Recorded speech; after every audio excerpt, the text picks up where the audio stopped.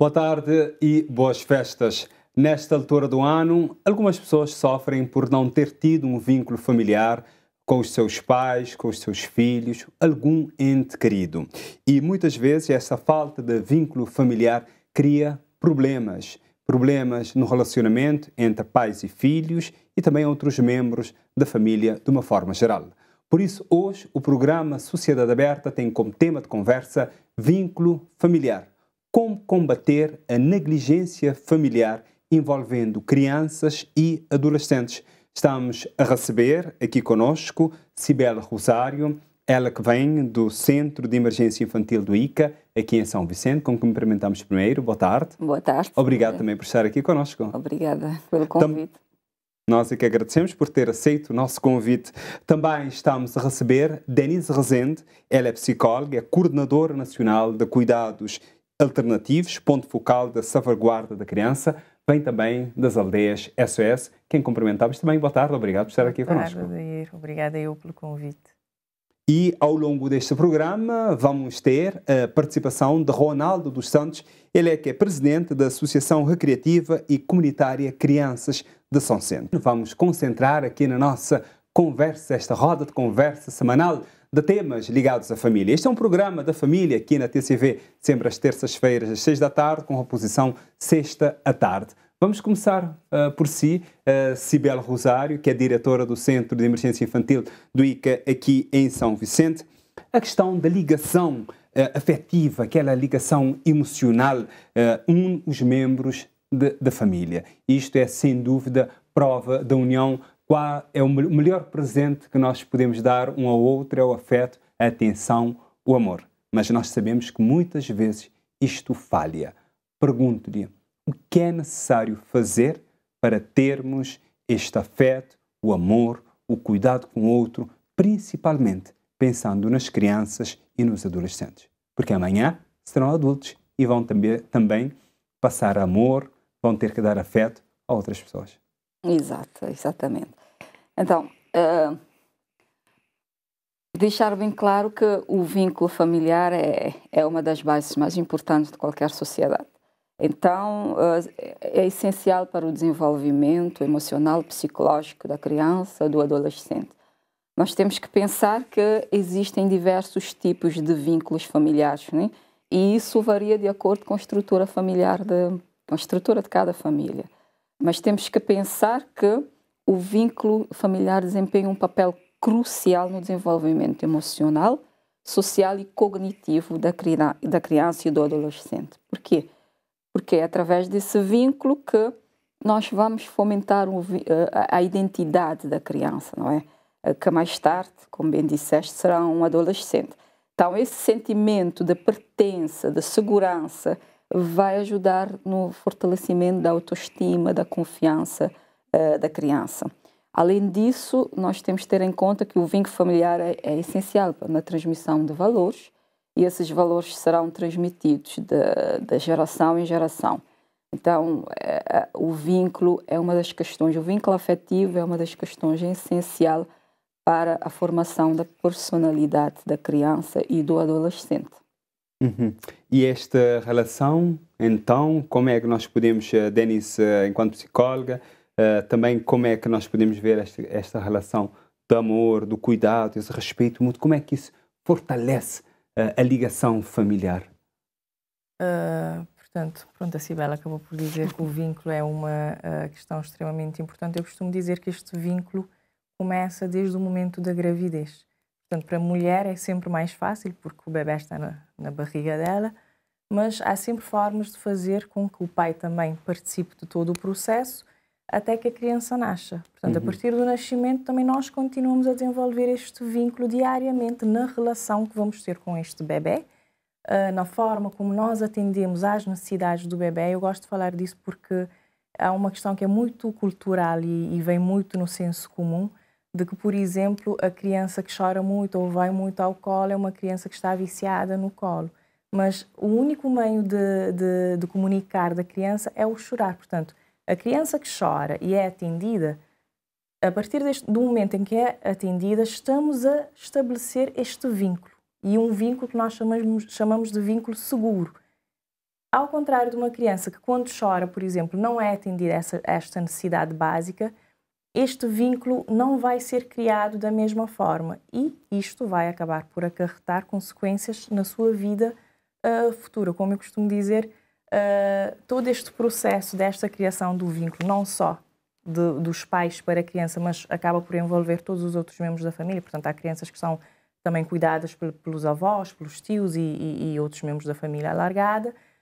Acaba por ter uma consequência direta nesta construção da própria personalidade, daquilo que eu vou ser no futuro, da forma como eu vou me comportar na sociedade, como eu vou me comportar com outras pessoas nas minhas relações que eu vou desenvolvendo, não só a nível profissional, mas também a nível amoroso, a nível de outros relacionamentos interpessoal. Portanto, é importante realmente que a base desta criação do vínculo seja a partir da infância. Como? Através da convivência diária que nós temos, através das experiências que nós acabamos por trocar. Às vezes, um simples facto de estarmos, por exemplo, sentados à mesa a almoçar com os nossos filhos, já estamos, portanto, a criar este vínculo. E é importante dizer isso porque hoje em dia nós sabemos que as famílias estão muito ocupadas. Não vou dizer que estamos preocupados somente com a parte profissional, mas muitas vezes este cuidado com os filhos e este tempo de qualidade, eu gosto de dizer tempo de qualidade, eu posso passar um tempo com o meu filho, mas será que este tempo que eu estou a passar é um tempo de qualidade que está a permitir-me desenvolver este laço emocional com o meu filho? Portanto, são questõezinhas que às vezes parecem simples, mas que temos que realmente falar e trazer à tona para também alertar as pessoas e consciencializar sobre determinados aspectos que depois vamos ter consequências no futuro. Cibele Rosário, ouvindo aqui agora a Denise a falar, eu observei ali para o Centro de Emergência Infantil. Será que nós podemos dizer, quando nós temos um vínculo familiar forte, a ligação de pais com os filhos, os pais assumirem o seu papel enquanto pai, o pai enquanto pai, mãe enquanto mãe, avós, tias, podemos ter menos crianças a precisarem estar institucionalizadas, como acontece no ICA? Pois, exatamente, né? Isso é bem como disseste, teremos esse vínculo, quando esse vínculo é bem formado, quando nós temos famílias responsabilizadas, nós temos famílias que não são vulneráveis, que não colocam as crianças em condições de risco, nós teremos sim uma sociedade melhor. E nós teremos menos crianças institucionalizadas, sim. Então, qual é a função do ICA? Nós acolhemos, é acolher a criança, assegurar que os seus direitos sejam respeitados. Mas a questão do vínculo fica aquém daquilo que é desejado. Exatamente. Porque nós queremos criar uma parentalidade, uma responsabilidade, uma parentalidade com responsabilidade dos pais, uma parentalidade positiva. Quando isso não acontece, as crianças, infelizmente, têm que ir para o centro. E no centro é-lhe dado acolhido, é-lhe dado toda a segurança, todas as condições necessárias para o estabelecimento da sua vida saudável. Mas ficamos aquém do desejado, que é o vínculo, porque, infelizmente, a criança ela precisa de uma atenção individualizada. E no centro, com muitas crianças institucionalizadas, nós não conseguimos dar uma qualidade daquilo que a Denise falou, que é esse vínculo de qualidade que nós não podemos, infelizmente, oferecer, porque isso é aquilo que a família é destinada a responsabilidade da família. Então, ela terá todos os cuidados necessários, será bem tratada, será carinhada, mas o vínculo afetivo que vem dos pais, infelizmente, ela será privada disso. Eu costumo dizer, não sei se posso comentar. Pode esteja à vontade. Eu costumo dizer que por mais que a gente tente oferecer a estas crianças tudo, entre aspas, nós acabamos por não oferecer nada porque não estão junto com a família. E isto é um aspecto, porque mesmo os estudos mostram que crianças que são institucionalizadas por longos períodos de tempo acabam por ter um impacto direto no seu desenvolvimento. Portanto, o desenvolvimento não vai ser integral. Só para dar um exemplo, nós nas aldeias, porque é que surgiu esta história da campanha de responsabilização parental?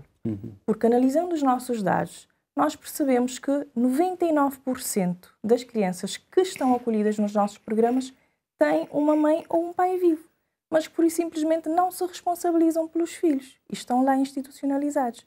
Portanto, há coisas que estamos aqui a falar, mas que têm uma correlação direta. Esta questão da negligência, do estabelecimento do vínculo, e por mais que a gente tente ter este contacto com as famílias contínuo, no período das férias, ou não conseguimos. E quando tentamos trabalhar a reintegração familiar, é praticamente, digamos que é impossível termos uma criança a estar reintegrada junto com a sua família, porque esta questão do estabelecimento do vínculo não foi efetivado.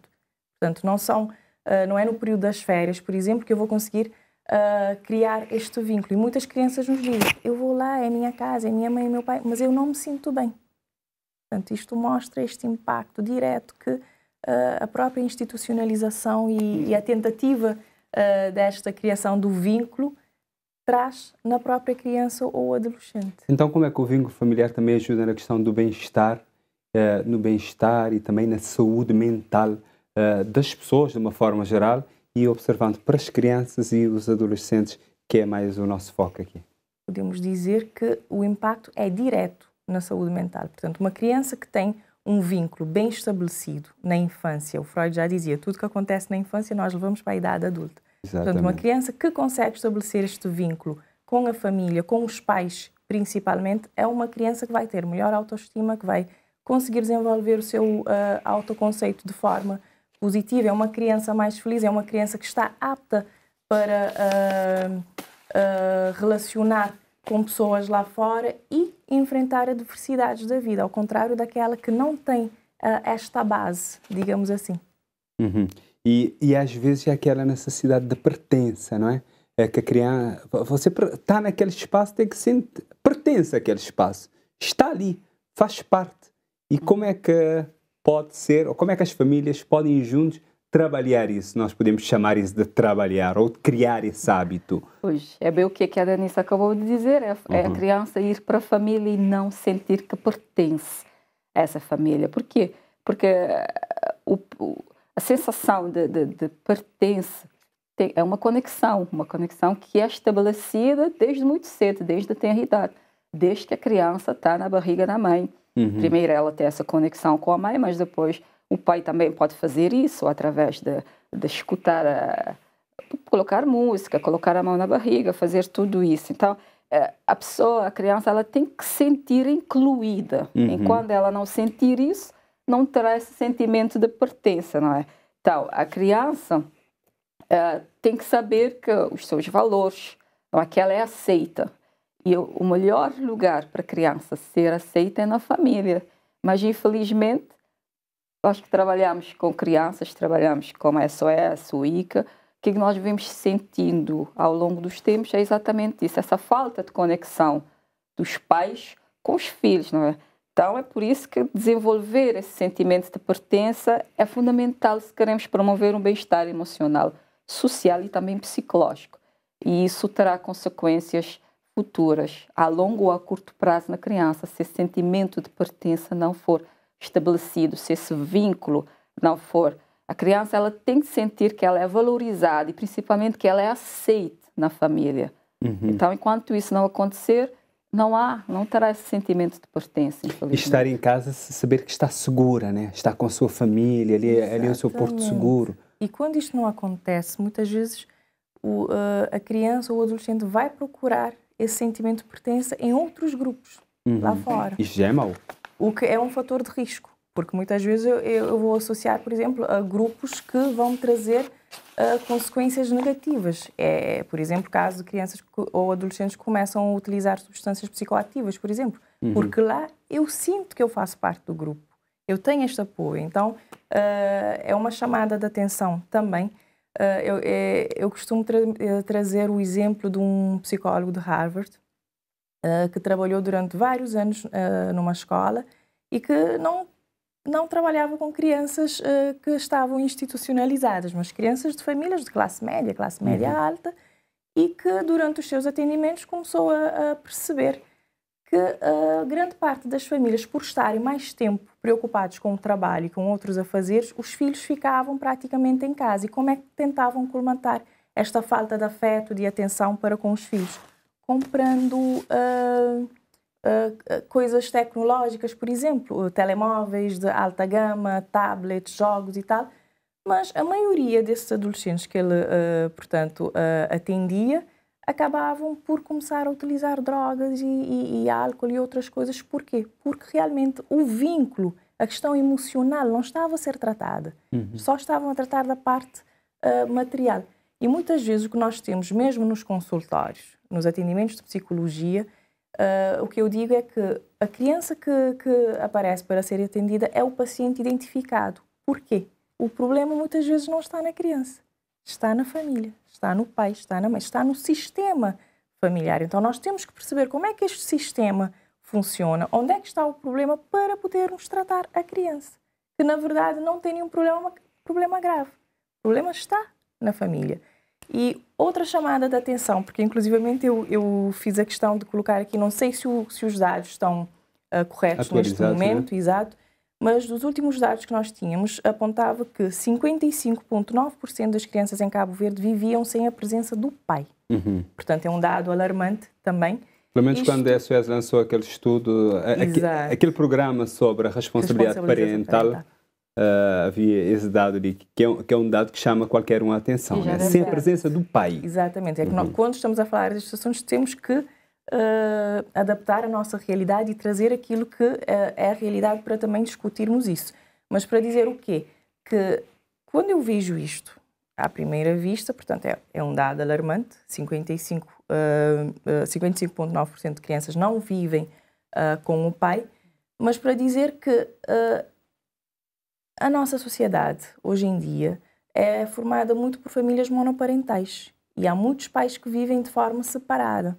Mas isto não quer dizer que não haja esta possibilidade de se estabelecer este vínculo. Portanto, mesmo com a separação, mesmo não vivendo juntamente com o filho ou estando separado da mãe, é possível estabelecer este vínculo. Isto vai depender muito da forma como eu vou, portanto, me relacionar com este filho, que não tem nada a ver, eu costumo dizer que o direito aqui é da criança e não dos pais. É o direito da criança ter esta oportunidade de poder estabelecer esta relação saudável, tanto com a mãe, tanto com o pai.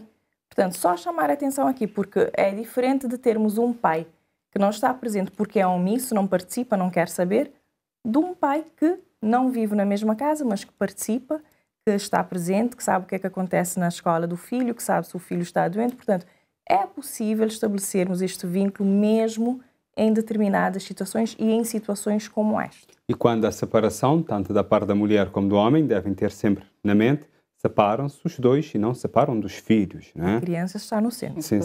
Independentemente de qualquer situação, mas nós sabemos que às vezes na prática há casos que isto não acontece e há aquelas brigas que vão muitas vezes para a justiça e isso afeta sempre a criança. Pois é, temos muitos casos de alienação parental em Cabo Verde, infelizmente, e ainda não é uma questão que é tratada a nível legal. Na verdade, a nossa proposta de lei de responsabilização parental já traz também esta questão, que esperemos que daqui a nada isto possa... Vá para o Parlamento, né? Exatamente, possa ser aprovado. Cibele, eu gostaria que a Cibele Rosário nos dissesse da sua experiência. Vamos olhar para as instituições que vocês trabalham. E também, pronto, ter outra experiência, trabalha sempre com crianças já há algum tempo. Quem hoje, por exemplo, a criança de hoje, da forma que é educada, vai ser um adulto, por exemplo, se não receber afeto, não receber amor, vai possivelmente, há dados que mostram que será esse adulto que não vai passar amor, não vai saber dar afeto, não vai saber conversar com o seu filho, não vai saber escutar, porque quando era criança também os pais não escutavam. Há um risco, há dados que mostram isso ou não? Há um risco enorme, até porque nós costumamos dizer que o que acontece na nossa vida, na nossa infância, nós trazemos connosco. Nós, não há nenhuma borracha que apaga o que aconteceu. É como estamos nessa altura de festa, por exemplo, tem aquele bolo que você comia quando era criança, que nesta altura do Natal vai querer comer aquele bolo. Eu, pessoalmente, tenho isso. É tudo aquilo que fica na nossa lembrança, não é? Nós trazemos connosco o nosso passado, o facto que o passado também possui um papel fundamental naquilo que nós somos hoje. Então, tudo aquilo que vivenciamos no passado, nós trazemos connosco. E, na realidade, há um grande risco em a criança trazer consigo isso e fazer esses comportamentos de risco em adulto, não é? Há uma grande influência da infância que é trazida pelo mundo adulto. Então, por isso nós dizemos, nós temos que ter bastante atenção com a infância, como ela ocorre, como ela é vivenciada, como é que é estabelecido esse vínculo entre quem cuida, não é? Pode ser os pais, pode ser um cuidador, mas a pessoa que acolhe a criança tem que prestar atenção a esses aspectos. Por quê? Porque dependendo do conjunto de experiências que nós vivenciamos da nossa infância, nós somos expostos ou a situações de perigo, ou a situações que nós somos acolhidos, e a tendência é nós repercutirmos, não é? Esses comportamentos na adolescência ou também em adulto, não é? Então, carregamos connosco a nossa história. A história, ela vem connosco, não é? Estas questões é que vão influenciar também o comportamento das pessoas. E daí agora vai depender muito da personalidade, do que é traçado dessa pessoa, ir pelo mesmo caminho ou ter comportamentos diferentes daquele que foi vivenciado na infância. Então, pode sim. Denise Rezende, mas nós sabemos que o ser humano é moldável. Você pode crescer sem pai, sem mãe e vir a ser uma boa mãe. Sim, claro. Eu costumo dizer que não é causa não é e linear, efeito. né? Exatamente. Na psicologia, então, nada é causa e efeito. O ser humano é biopsicossocial. Mas pode acontecer, por isso? Pode acontecer, sim. Há esta correlação direta, sim. Aquilo que eu recebi, eu acabo por reproduzir. E todos nós temos os nossos progenitores interiores. Portanto, quem é que cuidou de mim? Como é que cuidou de mim? O que é que me passou em termos de valores, de comportamentos, daquilo que é bom ou é mau? Portanto, eu acabo por reproduzir isso na educação dos meus filhos. Um exemplo básico que acontece muito e que é uma luta para nós que trabalhamos também com a questão da parentalidade positiva é a questão da violência física, por exemplo. É muito normalizada na nossa sociedade. As pessoas acham que bater na criança vai educar a criança. E eu ouço todos os dias, não, eu fui educada assim, não morri, estou bem. Não sei. E eu costumo dizer, não morreste, mas com certeza estás cheia de traumas. Que muitas vezes não temos consciência disto. Mas é uma questão que vai sendo passada de geração em geração. E cortar isso é complicado. Mas tu tens razão quando dizes que sim, eu posso ter recebido tudo isto, mas eu querer fazer diferente. Ou a minha própria personalidade de uma forma, o meu padrão comportamental não me vai fazer repetir as mesmas coisas. Há esta causa e efeito, mas não podemos dizer que é 100%. Há sempre situações que podem ser sempre diferentes. E agora, neste programa, nós temos a participação de Ronaldo Santos, ele é que é presidente da Associação Recreativa e Comunitária Crianças de São Vicente.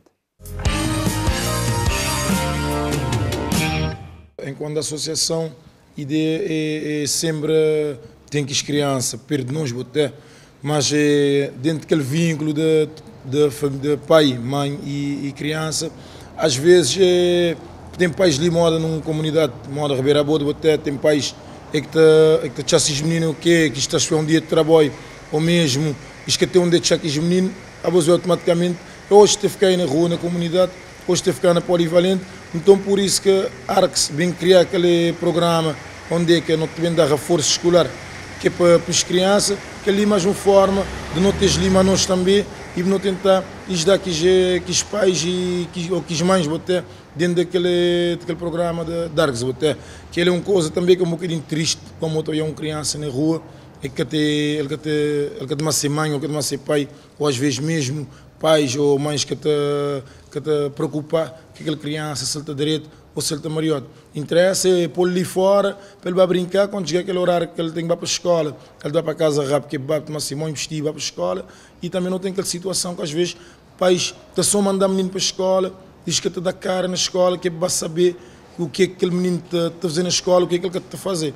ARCS está a perceber que, por exemplo, que tem negligência entre pai e mãe, para filhos, concretamente não te falar de crianças e adolescentes ali nessa comunidade de Ribeira Boa, tu perceber isso? Não te perceber porque ele é uma coisa que não já dei livre, e ele é uma coisa que não estou ali praticamente toda hora, dentro da nossa comunidade, até não só mim, mesmo que o elemento também que é da Darks, e é uma coisa por acaso que onde não estava ali a falar junto uma que é pessoal da aldeia SOS, e uma coisa que não falava a doutora Lídia Lima ali também, é uma questão de vulnerabilidade que as crianças têm ali dentro da nossa comunidade. Até. De maneira que pode acabar essa negligência de pais para esses filhos, concretamente crianças e adolescentes? Não estou achando que lá te falta mais alguma coisa, até, mas que lá também é de que pais. Até.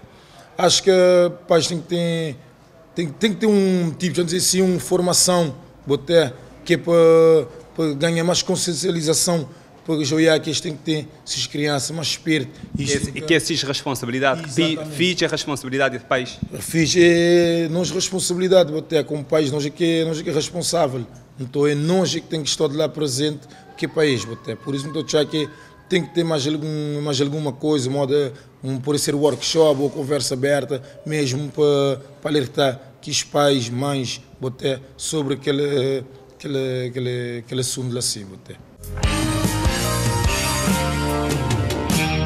Hoje o nosso programa aqui, a Sociedade Aberta, que é a roda de conversa sobre temas ligados à família, estamos aqui a falar sobre vínculo familiar, como combater a negligência familiar, tendo em conta concretamente sobre crianças e adolescentes. É este o nosso foco aqui neste programa.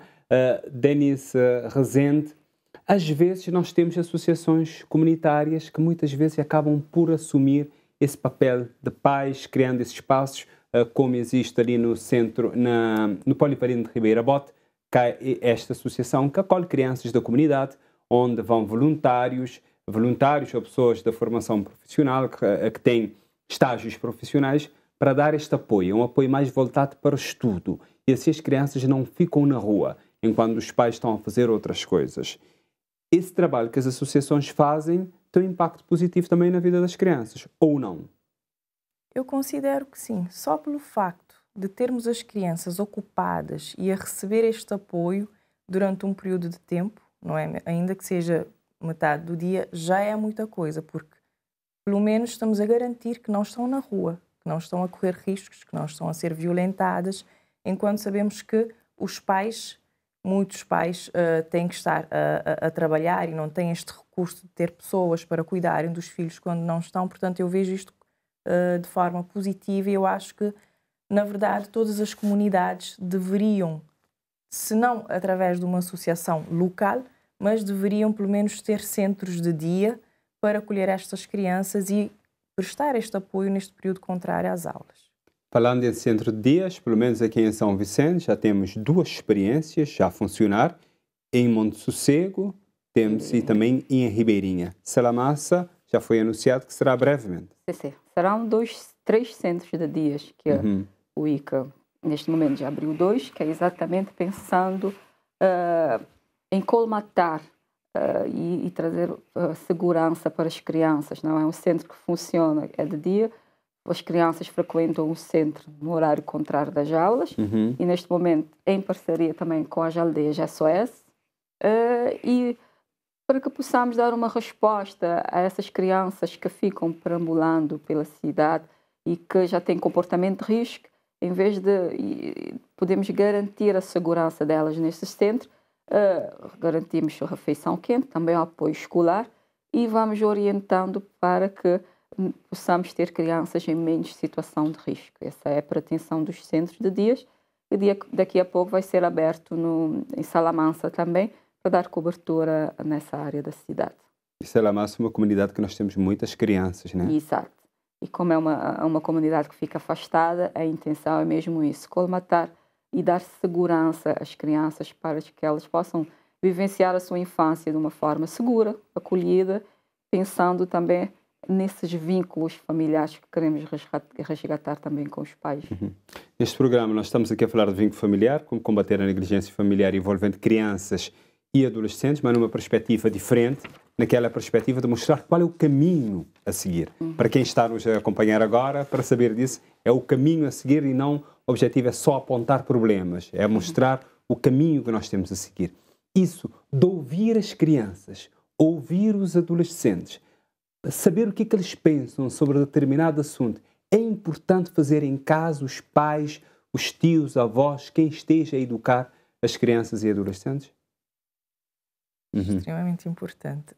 Estamos a falar da escuta ativa, certo? Que é uma das habilidades, digamos que mais valiosas em termos de comunicação, em termos de parentalidade positiva. Portanto, o que é isto de escuta ativa? É ouvir, prestar atenção naquilo que a criança ou o adolescente está a nos contar, sem julgamentos. Portanto, uma escuta mais empática, colocar-se no lugar do outro, mostrar-lhe que estamos a compreender aquilo que está a dizer, que é diferente da escuta passiva, em que, pronto, nós só escutamos e nada mais. Portanto, se todas as famílias, claro está que nós não nascemos a saber fazer isso. É uma questão que tem que ser treinada e a pessoa pode desenvolver esta habilidade no seu dia-a-dia e neste trabalho diário com os filhos. Mas uma criança que em casa sabe que está a ser escutada, sabe que tem um problema e traz, e a mãe ouve, ou o pai ouve, ou os avós ouvem, compreendem e tentam ajudar, é uma criança que, eu costumo dizer, sofre qualquer tipo de violência lá fora, chega em casa e conta. Porque eu normalmente alerto sobre esta questão. Se eu não me sinto bem em casa para falar com a minha mãe ou com o meu pai sobre determinados assuntos, eu posso estar a sofrer um tipo de abuso e não me sentir à vontade para contar. E isto acontece muitas vezes em várias famílias em que temos situações de crianças que estão a sofrer determinados tipos de abuso. Nem a mãe nem o pai conseguem perceber que a criança não está bem ou que algo se passa. Portanto, é necessário realmente desenvolvermos esta habilidade de comunicação, de sermos mais abertos, de prestarmos atenção e de deixarmos as crianças falarem. É necessário que as crianças tenham vez e voz. Esta questão da participação das crianças é extremamente importante e nós sabemos que em gerações passadas havia aquela ideia de não podes, por exemplo, estamos no meio de adultos, a criança não pode chegar e interromper e falar. Não, desde que não haja falta de respeito e eu estou a participar de forma, digamos que assertiva, positiva, que deve ser também ensinado, eu estou a participar, devo apresentar os meus pontos de vista. É só assim que nós vamos conseguir desenvolver estas habilidades.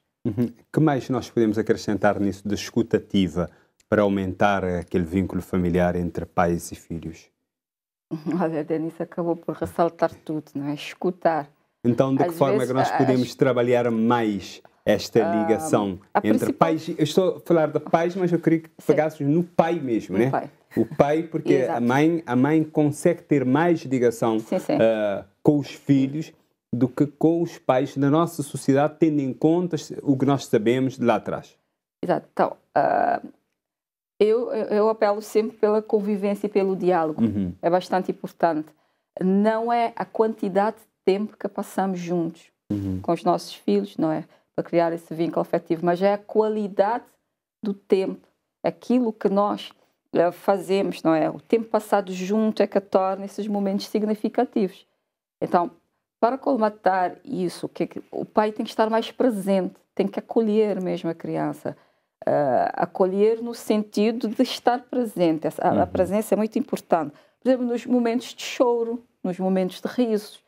Não é só para castigar o filho que tem que estar presente, porque esses momentos de riso, de choro também são importantes. Escutar o filho. A escuta é uma habilidade. Não é qualquer pessoa que tem essa capacidade de saber escutar. E muitas vezes só pelo facto da criança chorar, não é? Porque ela é chata, porque ela não tem nada, mas está aí uma chamada de atenção. O choro que significa alguma coisa. Então, estar presente, conviver e o dialogar são aspectos bastante importantes para que possam ser estabelecidos e fortalecidos esses vínculos entre pais e filhos. Quero refrisar aqui esta parte que está a trazer à tona da questão do pai. Frisar dois aspectos. Primeiro, eu acho que toda a questão legal, primeiro, que nós temos no país, muitas vezes não permite esta aproximação. Nós sabemos que antes o pai tinha direito a 3 dias, passou a ser 10 dias. Mas como é que eu quero que um pai estabeleça esta relação afetiva, este vínculo com o seu filho que acaba de nascer, se eu só lhe dou 10 dias para fazer isso? Portanto, toda a carga fica com a mãe. Segundo, a própria mãe tem que deixar o pai participar. Muitas vezes a própria mulher acaba por monopolizar a maternidade. Eu é que sei tudo, eu é que faço tudo. Não! E acaba por gerar um stress. E a nível emocional acaba por ficar mais fragilizado, porque a própria gravidez já não é fácil. Todo o processo do parto e tudo mais. Com uma criança recém-nascida que requer todos os cuidados e eu quero fazer tudo sozinha. Não! Deixar o pai participar. O pai também pode dar banho, o pai também pode alimentar, o pai pode estar nos momentos em que a criança esteja doente. Por exemplo, eu conheço uma situação de uma pessoa que teve a filha internada na pediatria, isto foi na praia, mas que pura e simplesmente o pai não foi permitido de acompanhar a criança porque estava internada. Quer dizer, não é permitido, tanto na praia, em qualquer... Não é permitido. É uma questão de género. Portanto, há que ver, mesmo a nível das políticas que estamos a desenvolver, questões legais, o que é que nós também estamos a fazer para que o pai participe mais. Há que haver uma desconstrução disso, porque na realidade... A justificativa que normalmente as salas não estão preparadas para os homens poderem estar lá, porque depois têm que ir para casa de banho. Tem que preparar. Essa eu estou a dizer a justificativa que nós recebemos. A justificativa que não é uma justificativa plausível. Porque também eu já assisti pais mesmo na pediatria a brigar. Porque queria, o pai, a mãe está ausente e queria ficar com o filho, mas não lhe é permitido. Então, se nós queremos... Nós lutamos por uma igualdade de género. Nós queremos que os pais participem ativamente na vida da criança. Como é que eu vou impedir um pai de estar presente nesse momento que o filho está fragilizado e que precisa tanto de apoio emocional como de carinho, de afeto, para que ele possa se sentir bem, porque isso também conta na recuperação da criança. Não é só o físico, mas aquilo também que é mental, não é? O psicológico também que está lá e que precisa dessa atenção. Também há leis que precisam ser revistas. Porque senão nós vamos ficar com a parentalidade para que realmente possamos ter esta mudança. Nós sabemos, pronto, a questão da negligência que acontece dentro da família, envolvendo crianças e adolescentes. As crianças e os adolescentes percebem tudo, né? Como é que a criança, no caso, como é que a criança sente que é esta negligência? E como é que será que ela pode denunciar esta negligência? Há como a criança e o adolescente fazer isso? Portanto, eu acho que quando estamos a falar da negligência, temos que perceber o que é negligência primeiro. Sim. Porque, primeiramente, é uma violação dos direitos da criança e é considerado uma forma de abuso. Portanto, falando da negligência, estamos a falar de aspectos básicos que não são, dadas à criança. Isto em termos da educação, da saúde, da alimentação, do vestuário, da segurança. Portanto, é uma omissão destas questões básicas. Mas temos que analisar a negligência aqui em duas vertentes. Portanto, eu tenho que analisar toda a situação socioeconómica de uma família antes de falar da negligência. Nós sabemos que na nossa realidade, grande parte das famílias são famílias vulneráveis, que não têm as condições básicas. Portanto, em todas as formações de proteção infantil que eu faço, eu friso isto porque, para os técnicos perceberem, eu não posso acusar uma família que não tem estas condições de estar a violar o direito da criança, por exemplo. Que é diferente de uma família que minimamente tem as condições, mas também que pura e simplesmente não quer prestar, portanto, este apoio às crianças. Portanto, diferenciar esta questão de esta negligência ser intencional e não intencional. Quando direcionamos diretamente para a criança, claramente a criança sente que está a ser negligenciada. É a criança que passa a maior parte do tempo nas ruas, por exemplo. E em São Vicente isto é uma das características que quem chega sente logo este impacto e esta diferença. Mas eu creio que isto está tão normalizado na sociedade que as pessoas, pura e simplesmente, todos os dias passam na rua, as crianças estão lá, mas não fazem nada. Isto para responder à questão do que é que a criança pode fazer. Eu acho que muitas vezes estamos a deixar determinadas responsabilidades na criança. Portanto, o que é que eu, como um cidadão, que está na rua, está a ver esta criança todos os dias na rua, na porta dos supermercados ou a pedir dinheiro e tal, o que é que eu, como adulto, estou a fazer para proteger esta criança? O que é que o adulto pode fazer neste caso? É denunciar. É chamar o IC, é chamar a SOS, é chamar quem for, mas que possa prestar este cuidado e que possa retirar esta criança desta situação de risco, porque ela está numa situação de risco, não é?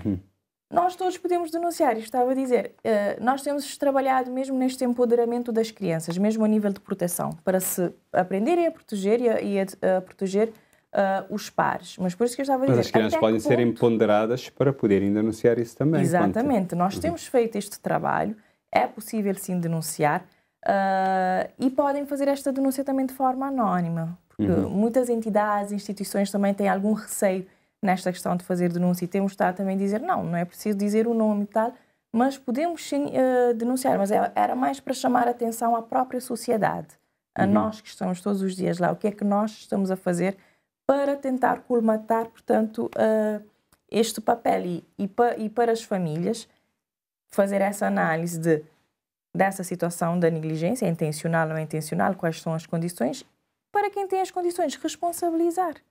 Pura e simplesmente em televisão nós temos tempo, eu tenho só mais uma questão para deixar as duas, e para uma breve resposta, em 20 segundos, né? Como investir então no fortalecimento dos laços familiares para acabar com a negligência familiar envolvendo crianças e adolescentes? Olha, estudos apontam que a negligência ela é tão prejudicial como a violência explícita.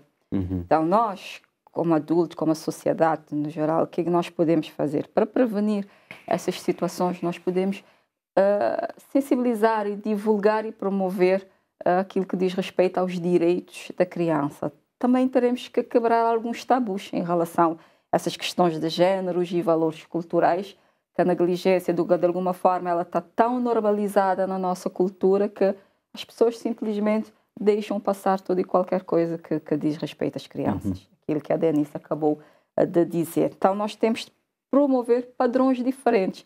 Esses padrões que irão fortalecer e quebrar o ciclo de violência intrafamiliar que as crianças padecem nesse momento. Sua resposta breve também, Denise? Certo, tentando ser breve, digamos assim.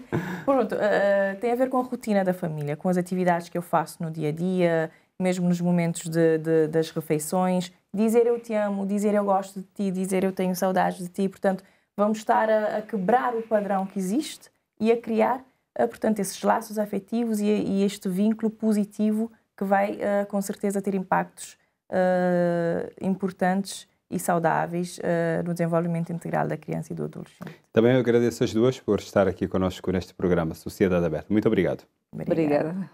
E hoje falamos aqui de vínculo familiar, como combater a negligência familiar envolvendo crianças e adolescentes. Já sabe, pode rever este programa nas redes sociais da RTC e também nós voltaremos a estar juntos de hoje a 8 dias. Agora vamos estar a falar dos desafios da vida em família, que será uma conversa com certeza interessante.